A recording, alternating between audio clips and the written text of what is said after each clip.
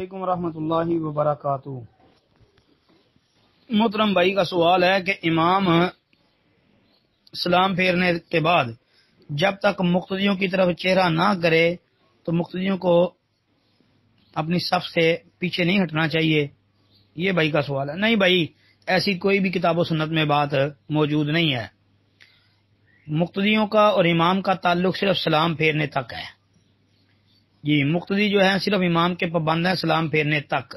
جب سلام امام صاحب پھیر لیتے ہیں، سلام پھیر کے، تو اس کے بعد مقتدی امام کے پابند نہیں ہیں۔ امام اگر چہرہ پیچھے نہیں بھی کرتا تو کوئی مقتدی صف سے پیچھے ہٹ جاتا ہے، اپنی جگہ چھوڑ دیتا ہے، تو بالکل جائز اور درست ہے۔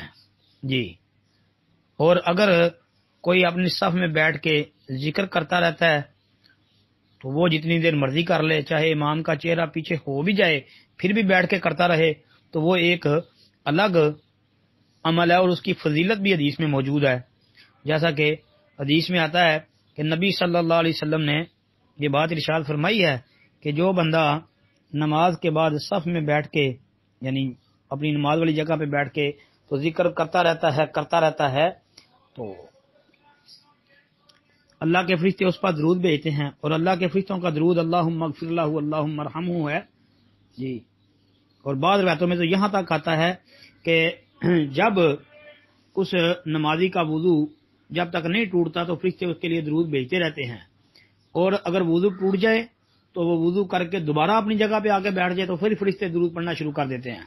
جی، تو بہرحال یہ یاد رکھیں کہ سلام پھیرنے کے بعد امام اگر مقتدیوں کی طرف چہرہ نہیں بھی کرتا، مقتدی اپنی جگہ چھوڑنا چاہتے ہیں، پیچھے ہٹنا چاہتے ہیں یا اٹھ کے جانا چاہتے ہیں تو وہ اپنی جگہ چھوڑ سکتے ہیں، ان پر کوئی پابندی نہیں ہے۔ السلام علیکم ورحمۃ اللہ۔